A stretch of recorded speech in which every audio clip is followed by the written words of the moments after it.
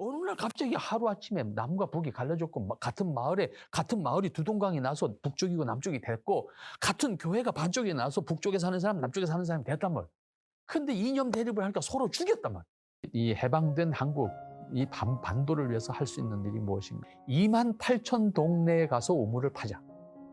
전국의 마을마다 우물을 파자. 복음의 우물을 파자. 영원히 목마르지 않은 하나님의 말씀을 가르치는 처소를 만들자. 대한신학교는 그런 의미에서 2만 8천 동네에 가서 우물을 파는 복음의 전사들을 양성하는 기관으로 만들어진 겁니다.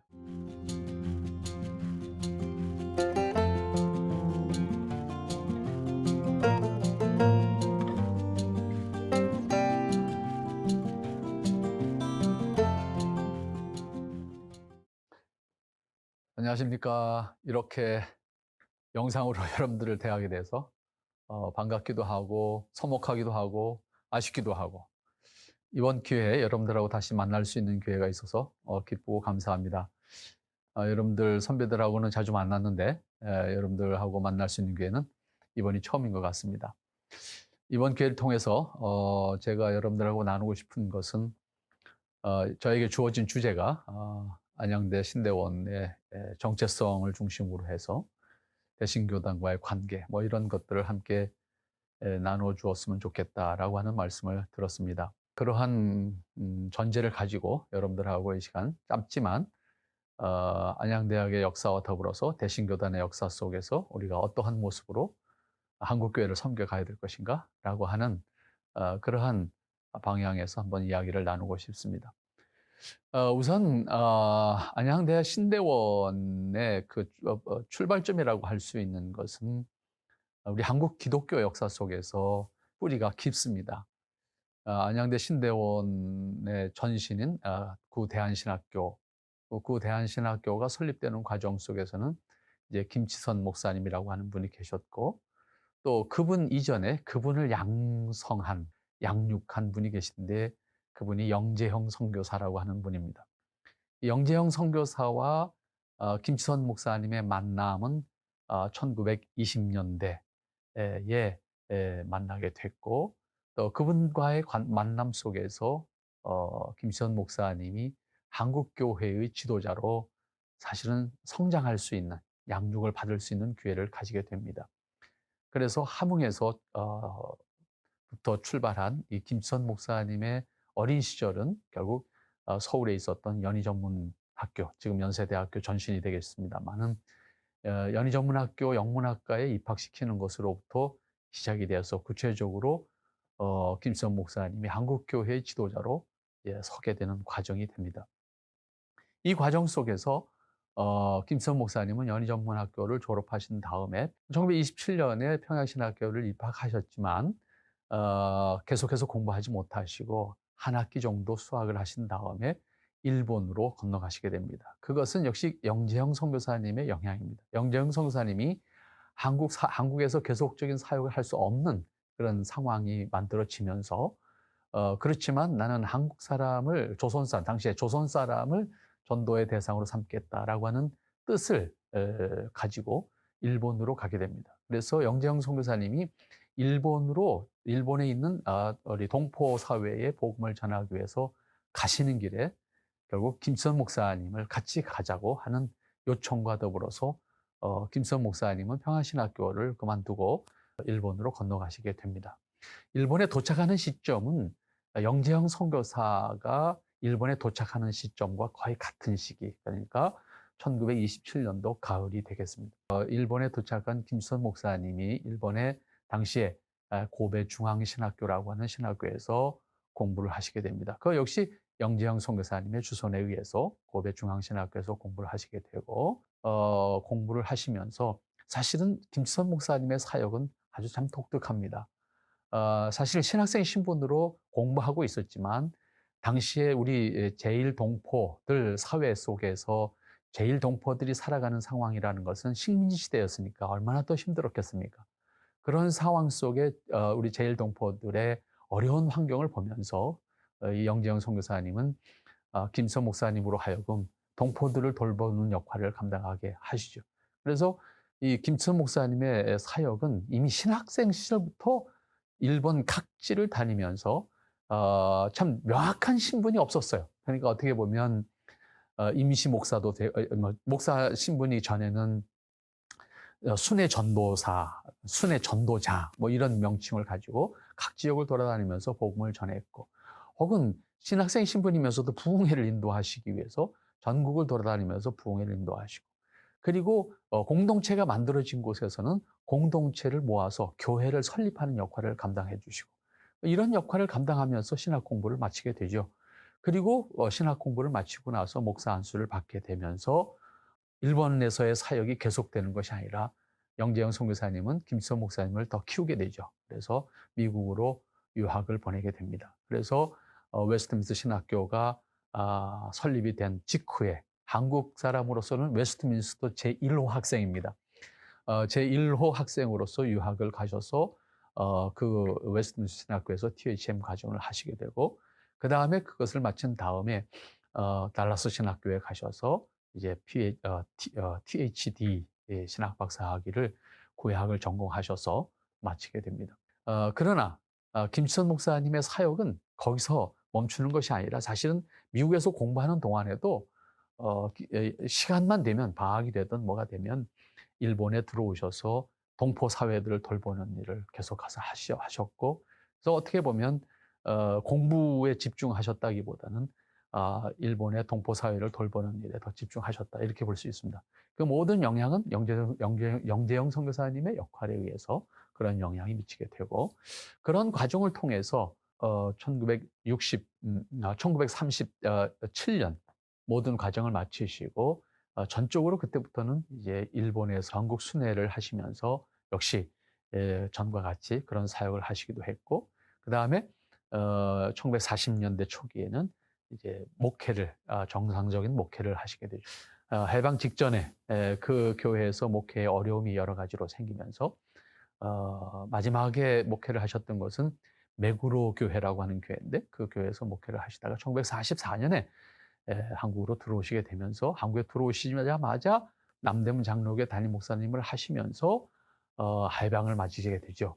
이 과정 속에서 김치선 목사님은 이 민족에 대한 뜨거운 사랑, 그 식민지 시대에 일본에서 그 조선인들이 탄압을 받고 그다음에 그 이지매를 당하는 그런 어려움, 경제적인 어려움 속에서 살아남기 위해서 발버둥 치던 그 민족, 우리 동포들의 모습을 보면서 그들을 향해서 뜨겁게 설교했던 그것이 그대로 남대문 장로교회에 와서 목회하시는 과정 속에서 연결이 되죠. 남대문 장로교회에서 목회를 하시면서 전교인 새벽기도 운동 시작하셨고, 그 다음에 결국은 해방을 맞이하시면서 이분에게 있어서 가장 해방과 더불어서 감격스러웠던 것은 복음을 자유롭게 전할 수 있는 것, 이것이 가장 이제 이분에게 가장 감격스러웠던 것이고, 동시에 이 식민지를 종식시켰다라고 하는 점에서 이분은 가장 뜨거운 마음이 감격스럽게 있었던 것이고, 그래서 이분은 일본에서부터 얻은 별명이 있어요. 그 별명이 뭐냐면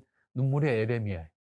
한국에 들어와서는 한국의 예레미야, 이렇게 별명을 얻어 가질 수 있을 만큼 기도할 때나 설교할 때나 신학교에서 강의할 때나 지나가면 이 시간은 무슨 시간인지 알 만큼 바깥에서 들으면 김치선 목사 강의 시간이구나, 이 시간은 김치선 목사 설교 시간이구나 알 만큼 그분은 뜨거웠고, 그리고 모든 강의든 설교든 눈물로 시작해서 눈물로 끝내는 그런 강의를 하셨고 설교를 하셨습니다.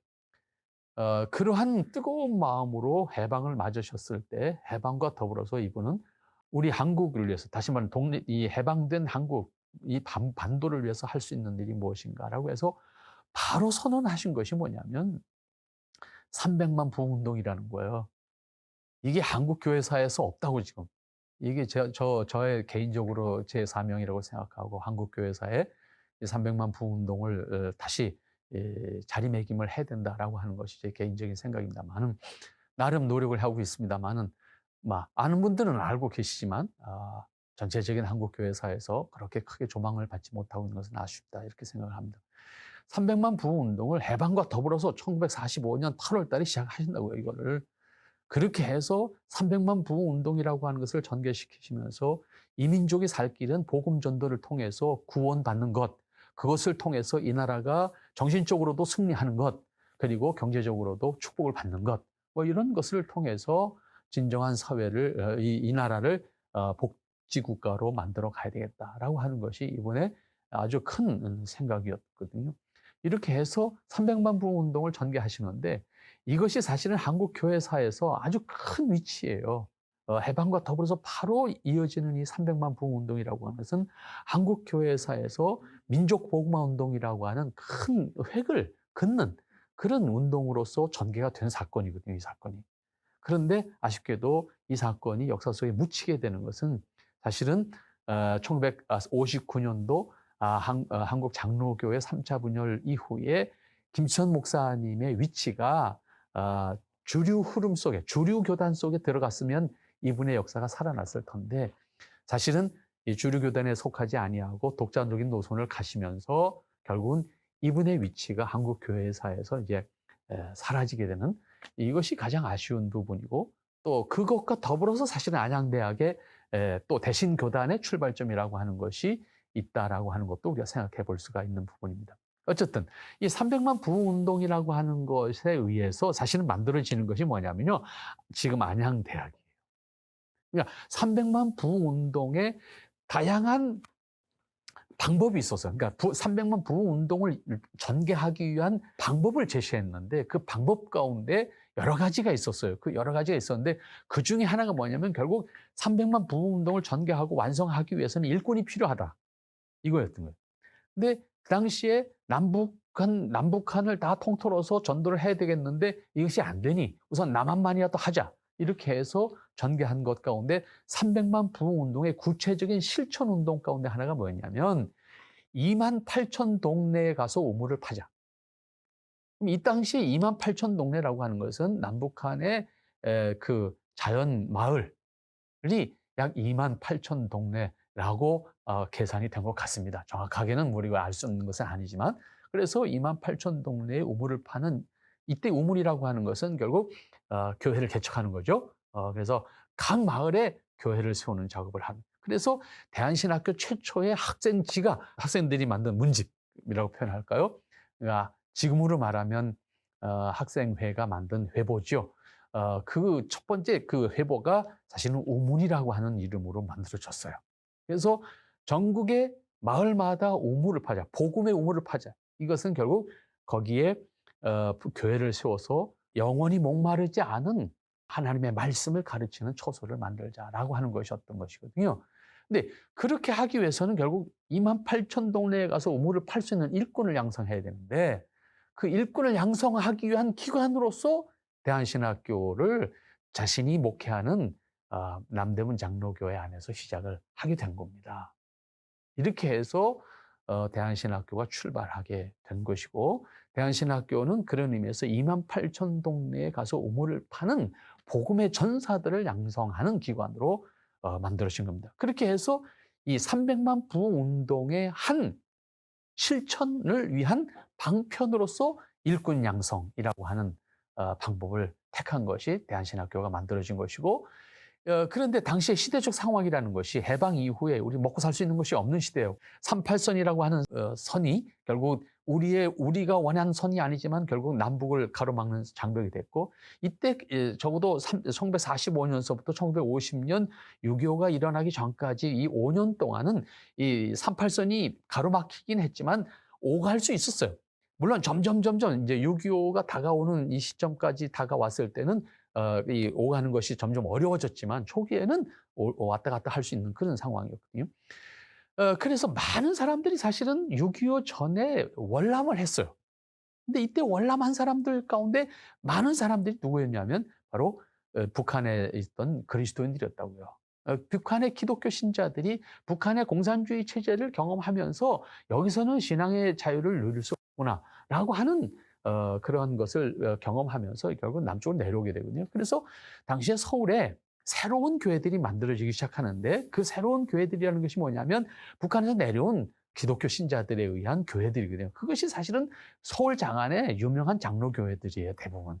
예를 들어서 충현교회라든지 이런 교회들이 대표적으로 피난민들에 의해서 세워진 교회, 영락교회도 마찬가지죠. 영락교회도 바로 해방 이후에 월남한 사람들에 의해서 만들어진 교회들이라고요. 그런데 그 당시에 남대문 교회는 이미 오래된 전통을 가지고 있는 교회였고, 근데 남대문 교회가 당시에는 가장 큰 위치, 가장 좋은 위치를 가지고 있었거든요. 그러니까 월남한 사람들이 남대문 교회에 많이 모여들었고, 또 남대문 교회 목사님이 역시 이북 평안도 사람이신 김지선 목사님이었기 때문에 또 많이 몰려들었고, 사실은 월남한 북한의 신자들이 많이 있었어요. 근데 대한신학교 시작을 하면서 대한신학교의 시작점에서 바로 이 월남한 북한에서 월남한 신자들이 대한신학교 일회 입학생들이 많이 됐죠. 주간에서 공부할 수 있는 그런 상황이 안 됐기 때문에 김수현 목사님은 야간에 해서 이 많은 피난민들이 야간에 공부할 수 있고 그 자원이 눈에 보였기 때문에 그 자원을 활용하자라고 하는 입장에서 그렇게 해서 야간에 입학을 시켜서 공부를 시켰죠. 이것이 결국 오늘의 이제 그 안양대학이 되는 뿌리가 됐던 전신인 대한신학교가 출발하게 됐던 이유입니다. 그러니까 대한신학교는 민족복음화 운동의 천병들, 민족복음화 운동의 지도자들을 양성하기 위해서 300만 부흥 운동의 실천 방안으로 만들어진 신학교로서 거기에 입학한 사람들이 이 한국 땅의 전국 각지에서 복음을 전하는 일꾼들이 만들어지게 되는 겁니다. 사실은요, 이 과정 속에서 초창기부터 이 대한신학교 학생들의 역할은 굉장했어요. 그 역시 300만 부흥 운동의 또 다른 방편이 돼요. 그러니까 대한신학교가 시작하자마자 300만 부흥 운동의 구체적인 실천 방안을 전개하는 과정 속에 또 하나의 방법이 뭐였냐면 38선이 막히면서 해방을 맞았고 그다음에 6.25 전까지 많은 이 사회적 혼란이 이루어지는데 이는 경제적 혼란이 아니었다고요.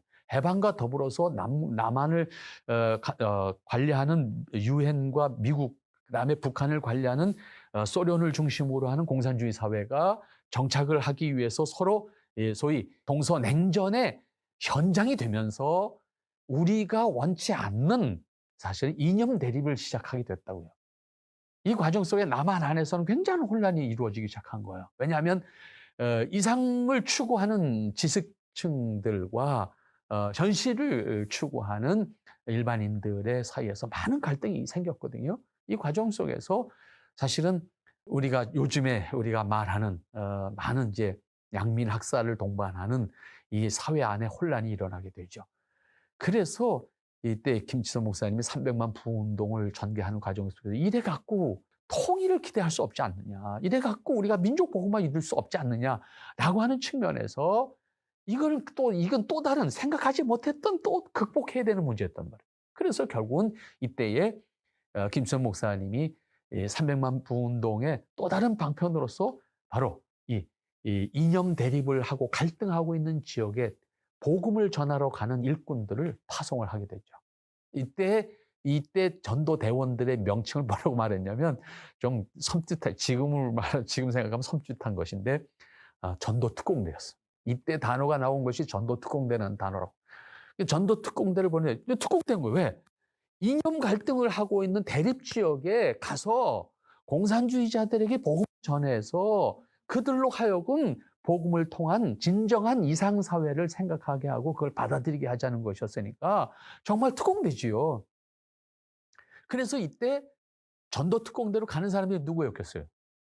결국은 대한신학교 일회 입학생들을 중심으로 했다고. 근데 안타까운 것은 이때 자료들이 없어요. 이걸 제가 찾으러 다녔어요, 지금까지. 근데 이걸 찾을 수가 없는 거예요. 이때 전도 특공대가 몇 명이 갔는지, 어디 얼마큼 갔는지, 이 자료가 없어요. 지금은 이제 그 시대에, 그 전도 특공대로 갔던 분이 제가 알고 있는 한 살아계신 분이 다 한 분 계세요. 지금까지 만나본 분 몇 분은 계십니다. 근데 그분들은 다 돌아가셨고, 아직까지 살아계신 분이 한 분 계셔요. 근데 그분들의 이야기를 들어보면 이 전도 특공대라고 하는 실체가 보이는 거죠. 그러니까 그때 대한신학교 입학생들이 중심이 돼서 전도 특공대로 자원해 간 거예요. 자원해서. 누가 뭐 강제해서 간 것이 아니고 자원해서 가는데 그럼 그들이 어디를 갔느냐 했을 때 38선 접경지대죠. 이 38선 시대가 참 아픈 지대. 우리 한국 교회사에 나도 안 나오는 이 이야기가 이 38선 상에 있다고요. 왜냐면 어느 날 갑자기 하루아침에 남과 북이 갈라졌고 같은 마을이 두 동강이 나서 북쪽이고 남쪽이 됐고 같은 교회가 반쪽에 나서 북쪽에 사는 사람, 남쪽에 사는 사람이 됐단 말이에요. 근데 이념 대립을 하니까 서로 죽였단 말이에요. 이 과정 속의 아픔이라고 하는 것은 역사책에 없어요. 이런 아픔이 우리 역사 속에 있는데 아무도 해결하지 않아요. 지금까지도 누구도 몰라요. 그곳에 복음을 전하기 위해서 사람을 보냈다고. 그 역할을 한 것이 대한신학교 학생들이에요. 또 우리가 잘 아는 여순 사건에서 결국 그 당시에 소위 공산주의자들이 몰려서 도망간 것이 결국 지리산. 지리산 중심으로 해서 남원이나 구례나 이 지역 하동 이 지역을 중심으로 하는 지역에 당시에 대한신학교 학생들이 전도 특공대로 갔다고. 또 우리가 잘 아는 4.3 사건, 제주도의 4.3 사건을 중심으로 하는 역시 대립이 있었습니다. 이 제주도에도 이때 전도 특공대들이 갔다고. 그 다 대한신학교 학생들. 그러니까 지금으로 역사로 말하면 안양대학교 1회, 2회 입학생들 중심을 갔다고. 누가 어떻게 얼만큼 어디서 어떤 일을 했는지 아무도 몰라요. 문제는. 그러나 순교한 사람들이 있어요. 제가 제주도에 마지막 증언을 했던 분을 살아 계셨을 때 사실은 어떻게 그분이 상존했다는 것을 찾아서 벌써 한 6, 7년 전 얘기, 7년 전입니다. 이미 돌아가셨어요. 마지막에 그분이 거동을 못 하시는 상태에서 제가 그분을 알게 됐고 그분을 불이 나게 쫓아갔습니다. 쫓아가서 결국은 나오실 수 없어서 집으로 찾아가서 집에서 거의 누워 계신 상태에 계신 분을 앉혀놓고 그 당시의 얘기를 들었습니다. 몇 명이 어떻게 오셨습니까? 누가 어떤 역할을 했습니까? 기억이 희미한 거예요. 당신이 올 때 처음으로 왔는데 8명이 왔다. 이름을 다 기억하지 못했어요. 한 서너 분 이름을 대시고 나머지 이름을 대지 못하셨어요. 근데 그 중에 몇 분은 제주도에서 계속해서 사역을 했다. 이분은 전쟁이 끝난 다음에 군대를 갔다 오시고 군대를 갔다 오신 다음에 다시 제주도 와서 여기저기 목회를 하시다가 신학교를 계속 공부할 수 있는 상황이 아니다 보니까 결국은 목회를 그만두시고 장로님으로 평생을 교회를 섬기면서 역할을 감당하셨던 분을 제가 만나서 제주도에 내려가셔서 사역하셨던 분들이 있었구나라고 하는 것을 알게 되었습니다. 이 사실은 뭐 생전에 그분이 제 인터뷰를 통해서 확인한 사건이니까 참 귀한 사실을 확인하게 됐고 또 구례 지역의 여순 사건과 관련해서 구례 지역에서 활동하셨던 분들 가운데서는 제가 살아서 증언을 듣진 못했지만 거기는 다행스럽게 이제 순교하신 분이 계셔서 그분의 그 순교지를 확인했고 동시에 그분의 무덤을 확인했고 그래서 저도 지금도 그분의 무덤은 1년에 몇 차례 제가 갑니다. 개인적으로. 그래서 지금도 그분의 무덤을 살피고 있습니다. 그분이 거기에 계신 것을 확인을 통해서 이 지역에도 분명히 전도특공대가 와서 사역을 했고 그분이 목회했던 교회들이 있어요. 마산교회나 이런 그 구례 지역에 교회들이 있다고. 그러니까 결국은 사실이 다시 확인되고 그다음에 38선 지역에 가셨던 분은 지금도 살아계신 분이 한 분 계세요.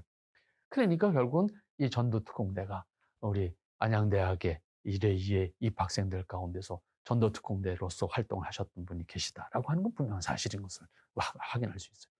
이렇게 우리 민족 복음화 운동에 그 천명의 역할을 했던 대한신학교의 출발점상에서 이러한 역할을 했던 것이 우리 역사에 있다고.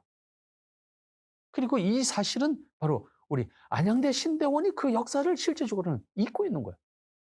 그런데 이 사실들을 구성원들도 잘 모르고 우리 한국 교회사에서도 이것을 소외시켰고 뭐 이런 것은 대단히 안타까운 문제라 이렇게 생각을 합니다. 그래서 역사적 사실 측면에서 우리가 이렇게 생각해 볼 수 있는 부분이 아니면 내 역사 속에서 우리가 생각해 볼 수 있다 이렇게 볼 수가 있습니다. 그리고 김치선 목사님이라고 하는 한국 교회 지도자 가운데에서 사실은 한국 교회사 책을 보면 김치선 목사님 얘기 안 나오잖아요. 이게 제가 안타까운 거예요. 그분의 역사는 분명히 1930년대 우리나라의 구약을 연구해서 박사학위를 받은 분은 이분밖에 없다고. 그럼에도 불구하고 이분의 역사가 한국 교회사에 나오지 않는다라고 하는 것은 정말 아쉬운 얘기. 역사라고 하는 것은 있기 때문에 역사가 되지 않아요. 있는 사실을 역사화하는 것이 중요해요. 역사화하는 것은 그 후손들이 하는 거예요. 후배들이 하는 거예요. 결국 후배들이 안 했다는 얘기죠. 못 했다는 얘기죠. 이것은 결국 우리 책임이다 이렇게 볼 수밖에 없고, 그런 의미에서 김수현 목사님의 역사적 위치를 확보하는 것이 필요하다라고 하는 측면에서 이번에 다행스럽게 우리 교단 60년 행사를 하면서 60주년 교단 창립 60주년 행사를 하면서 다행히 이 김수현 목사님의 전집을 발간하는 작업을 하게 됐고, 그 사실은 저한테 너무 기쁘고 감사한 얘기예요. 이게 개인이 할 수 있는 게 아니잖아요. 왜냐면 돈이 많이 들어가니까. 그분의 그 글들을 모아놓고 있었지만은 뭐 제가 개인적으로 만들어낼 만한 역량이 없다 보니 저는 정말 개인적으로 정말 감사했어요. 뭐 그것의 이해관계를 떠나서 너무 기뻤어요. 그래서 이번에 어쨌든 전권을 만들지는 못하지만 네 권의 책이 일단 나온다라고 하는 것은 이번에 책이 나옴으로써 김수현의 위치와 설립한 지금 현재 안양대학과 우리 대신교단의 그 한국교회사 안에서의 위치가 세워질 수 있는 일단 바탕이 만들어진다. 나머지 책들도 좀 만들어질 수 있는 교회가 빨리 오면 좋겠다라고 하는 것이 개인적인 생각입니다만은, 어쨌든 이렇게 김지선과 더불어서 대한신학교 그리고 안양대학이라는 역사가 계승되어져 왔다, 이렇게 볼 수 있습니다.